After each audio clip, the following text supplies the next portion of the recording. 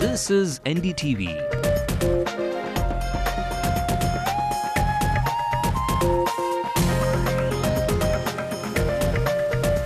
And you're watching NDTV Hindu.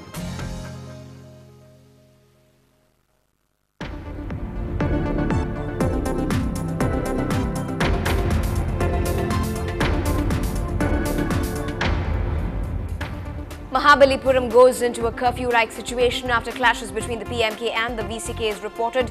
15 have been arrested for vandalism. After NDTV Hindu dug out the cases of illegal sand trade, a revenue district officer catches 6 lorries red-handed in the act.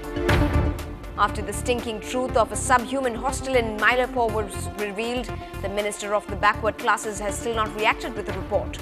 Starting tonight, hold on to your SMSs and MMSs ahead of the Ayodhya verdict. The central government bans both for the next 3 days. Even with the government apprehensive, Chennaiites express solidarity. They pledge a peaceful day, whatever the verdict. The Madras University sends out a warning to its colleges, threatens to strip off courses if teachers are not qualified. It's going to be justice delayed in the Dharmapuri burning case. The accused 3 plead for mercy and a review petition. And it's a childhood dream come true for the squash ace ranked 4, and Visha Reddy gets ready to take on the Commonwealth Commonwealth Games is the biggest thing, and it's a really big honor. You've tuned into the late night news on NDTV Hindu with me, Evelyn Matthew. Let's take a look at the top national stories as well. The Commonwealth Games or the Commonwealth Shame today, a part of the ceiling of a brand new venue for weightlifting caves in. It's now the Chief Minister of Delhi calling the collapse of the footover bridge minor. The BJP requests for no more embarrassment. And if that wasn't enough, 3 British athletes pull out. A triple jumper says security is more important than a medal. And the Ayodhya verdict's deferment plea fails to reach the Supreme Court. The Home Minister asks the people to react with caution. After the temple town of Mahabalipuram was brewing with tension, 15 men belonging to the DPI, the Dalit Panthers of India, have been taken into custody by the police for desecrating the Pallava statue. PMK workers had gone on a rampage today after the statue was found damaged. Tense moments were witnessed when the PMK members alleged that the VCK cadres were responsible for that act. The statue was damaged last night, and when the cadres saw it this morning, they came in hordes in discontent.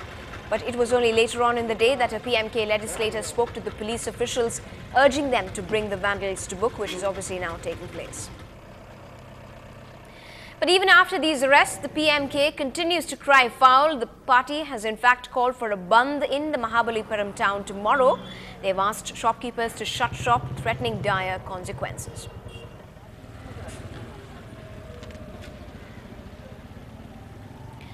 In other news making headlines, just 24 hours after NDTV Hindu's ground report on the illegal sand quarrying in Vellore and regions of Vanyambadi was aired, the authorities have finally taken action. 6 lorries were caught in the act of illegal sand quarrying and have been impounded by the revenue district officer. Our reporter Ramanathan, who got us that ground report from Vellore, tells us more about the crackdown on the multi-crore sand mafia.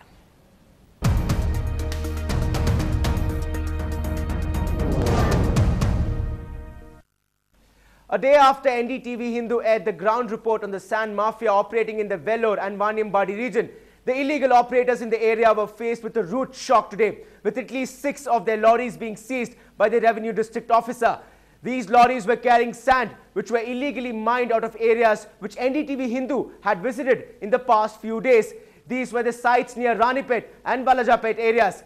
In fact, the crackdown on the mining this morning was so swift and effective that the entire illegal mining industry came to a standstill. All lorries and trucks lining up at the government quarries instead of the quarries run by illegal miners. The officials have held a round of meetings today and promised further crackdown with more raids in the night when the illegal activities are at their peak. Meanwhile, there has been no response to the allegations of PWD officials being involved in the scams. The sand traders have been very vocal about the involvement of officials, but even after repeated requests by us, high-ranked officials have refused to go on record on this issue. However, what remains to be seen is how long these officials are able to hold perpetrators of this 1,000 crore illegal industry back. Ramanathan for NDTV Hindu. Now, it was only yesterday that NDTV Hindu exposed the deplorable living conditions in a hostel in Mylapore, where students of the backward classes have been staying at. But NDTV Hindu didn't just stop with that. We tracked down the Minister for Backward Classes in Tamil Nadu, asking him for an answer, and he promised us a detailed report would be given from the secretary in his department over the functioning of that particular hostel. But now, neither has the ministry responded nor a report even visible.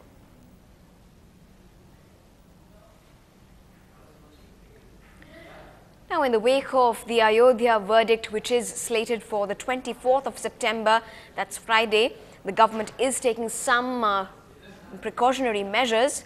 As part of this, bulk SMSs and MMSs have been banned for the next 72 hours throughout the country. This is being done to control unwanted riots across India.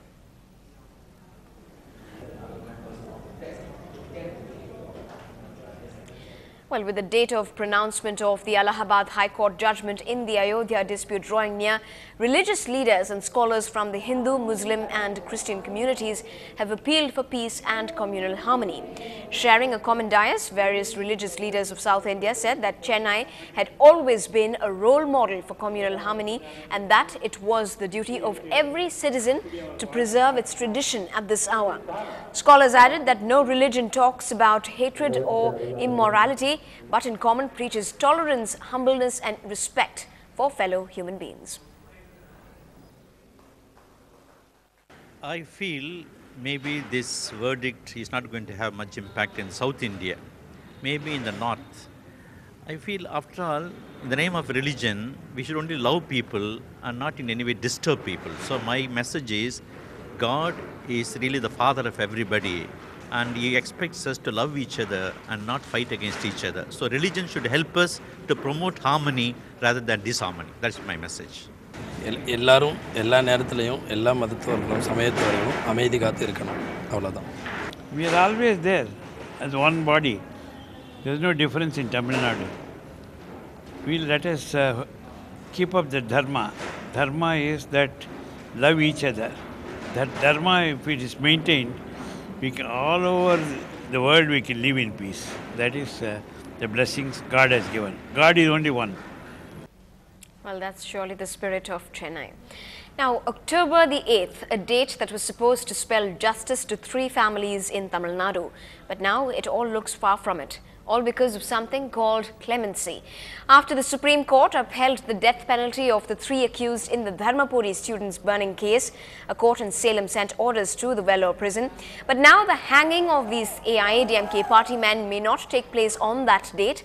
They are in the process of submitting mercy petitions. Besides this, these 3 accused are also filing a review petition in the Supreme Court, seeking review of the Apex Court's decision of handing over death penalty to them. Once the mercy petitions are given either to the Tamil Nadu governor or to the president, hanging of these 3 AIADMK workers will be delayed indefinitely. And the father of one of those victims, Kokilavani, spoke to us. A broken Veerasamy is obviously angry with this development. இது பட்டம் பகலில் 11 மணிக்கு பட்டம் பகலில் நடந்த சம்பவம் உலக அறிஞ்ச விஷயம். நான் புதுசாக ஒன்று சொல்ல வேண்டியது என்ன இருக்குது, 3 கோர்ட்லேயும் தூக்கு தண்டனைன்னு உறுதியாகிட்டுது. உறுதியான பிற்பாடு ஜனாதிபதி கருணமணி மட்டும் என்ன தூக்கிட்டு போகிறார், அவரும் தூக்கு தண்டனை உறுதி தான் பண்ண போகிறாரு. இதில் என்ன சந்தேகம் இருக்குதுன்னு எனக்கு ஒன்றும் புரிய மாட்டேங்குது. ஆனால் எங்கே போனாலும் இது மாதிரி காட்டு மிராண்டித்த மாடுங்களுக்கு இவங்களுக்கு நம்ம பிள்ளைங்களுக்கு என்ன சம்மந்தம் இல்லாமல் பட்டம் மகளில் குளுத்துறன் தாய்கள் இவனுக்கெல்லாம் என்ன போய் பாவம் மன்னிப்புல தேவைப்படுது. அதெல்லாம் ஜனாதிபதிலாம் மனோரம் லேட் பண்ணிட்டு இருக்காங்க. லேட் பண்ணக்கூடாது, சீக்கிரம் தூக்கு தண்டனை உறுதி பண்ணணும். Well, there's no words to perhaps console that very disturbed father. Now, human rights activist Professor Raj Vasantan and advocate V.V. Giridhar joined us earlier. We discussed how the offenders of today are left scot-free and how action needs to be immediate in nature.